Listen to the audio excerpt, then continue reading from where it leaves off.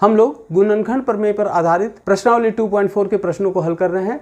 प्रश्नावली 2.4 का question number 1 तथा क्वेश्चन नंबर 2 को अपने शब्द में यहाँ बोर्ड पर लिखा गया है। यह प्रश्न क्या है आप अपने बुक में देख सकते हैं। अब हम लोग इन प्रश्नों को समझने का प्रयास कर रहे हैं। पहला प्रश्न क्या है, क्या x+1 बहुपद x³ - x² - 2 + √2x + √2 का एक गुणनखंड है। सर्वप्रथम हम लोग क्या करते हैं, दिए गए बहुपद जिसे हमें भाग देना है उसको हम लोग px मान लेते हैं। मान लिया कि px बराबर कितना, देखिए लिखा हुआ है x³ - x² - 2 + √2x + √2। अब हम लोग भाजक क्या है x+1, इसको हम लोग 0 के बराबर करते हैं और इससे x का मान ज्ञात करते हैं। x बराबर क्या हो गया -1, और तब हम लोग शेषफल निकालते हैं। शेषफल प्रमेय के आधार पर शेषफल बराबर क्या है p-1।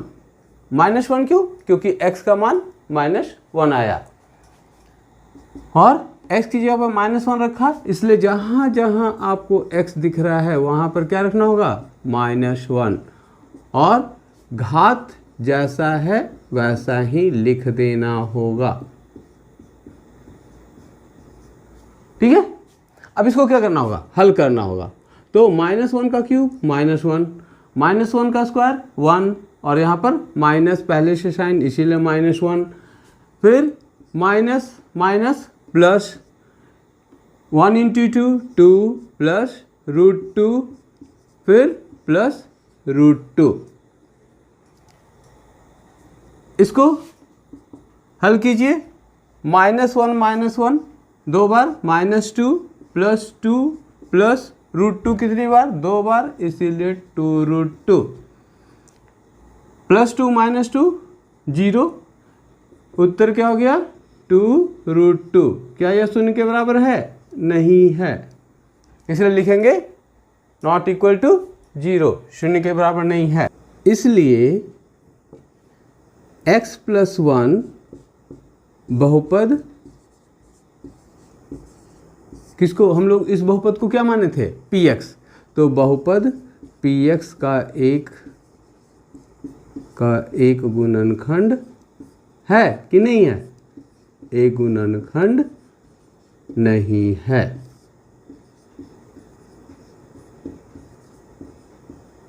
अब हम लोग प्रश्न संख्या 2 की तरफ बढ़ रहे हैं। प्रश्न संख्या 2 और प्रश्न संख्या 1 एक ही है। अंतर क्या है, प्रश्न संख्या 2 में यहाँ पर बहुपद को gx और px से दर्शाया गया है, जबकि प्रश्न संख्या 1 में इसे gx और px से नहीं दर्शाया गया था। क्योंकि यहाँ पर px से नहीं दर्शाया गया था, अतः हम लोगों ने इसे मान लिया कि px बराबर x³ - x² - 2 + √2x + √2 मतलब दिया गया बहुपद। लेकिन यहाँ पर तो पहले से px बराबर दिया हुआ है, तो फिर क्या यहाँ भी मानेंगे, नहीं मानेंगे। जब पहले से दिया हुआ तो क्यों मानेंगे। तब क्या करेंगे, तब हम लोग पहले gx बराबर करेंगे, 0 के बराबर करेंगे, और इससे किसका मान निकालेंगे, x का मान निकालेंगे। तो x का मान क्या हो गया 3 हो गया। इसको रफ वर्क में आप कर सकते हैं, इसलिए सीधा शेषफल निकालेंगे। तो शेषफल क्या हो गया भाई, इसलिए शेषफल बराबर कितना p3, x का मान 3 प्राप्त हुआ था इसलिए रख दिया गया, और जहाँ जहाँ x है वहाँ क्या रखना है 3 रखना है। घात के साथ 4 × 3² + 3 + 6 कितना हो गया, 3 का क्यूब 27 -4 × 3² मतलब 9 + 3 + 6, 3 + 6 कितना 9, तो कितना हो गया 27 -36 + 9, ये तो 36 - 36 के बराबर हो गया, और 36 में से 36 घटाएंगे तो क्या मिलेगा? शून्य मिलेगा। इसलिए gx px का एक गुणनखंड है कि नहीं है? एक है। गुणनखंड प्रमेय में हम लोग ये ध्यान देते हैं कि हमारा जो भाजक है वह हमेशा कैसा बहुपद होता है? रैखिक बहुपद होता है। रैखिक बहुपद मतलब वह बहुपद जिसका घात 1 हो। प्रश्न संख्या 3, यदि x - 1, यहाँ पर 2 प्रश्न लिया गया है।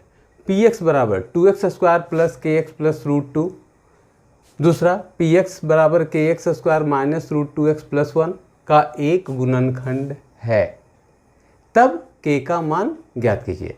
प्रश्न को क्या किया गया है? प्रश्न को अपनी भाषा में लिख दिया गया है। अपनी भाषा मतलब जिसमें आपको आसानी से प्रश्न समझ में आ जाए। यहाँ पर सबसे पहला क्या दिया हुआ है? यदि x - 1 किसका? px बराबर 2x² प्लस kx प्लस √2 का एक गुणनखंड है। गुणनखंड मतलब समझ रहे हैं ना? शेषफल कितना? शून्य।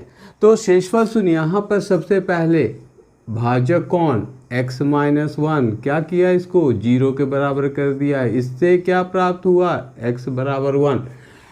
तो पहले प्रश्न में हमारे पास शेषफल क्या प्राप्त हुआ? थोड़ा सा इसको तेजी से कर लेते हैं। p1 मतलब 2 प्लस k इंटू 1 प्लस √2, यही शेषफल प्राप्त होना।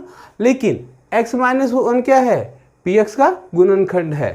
चूंकि x - 1 px का एक गुणनखंड है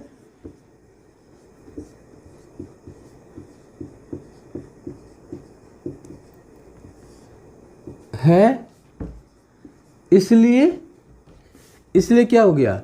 शेषफल बराबर 0, मतलब p1 बराबर 0। इससे क्या मिला?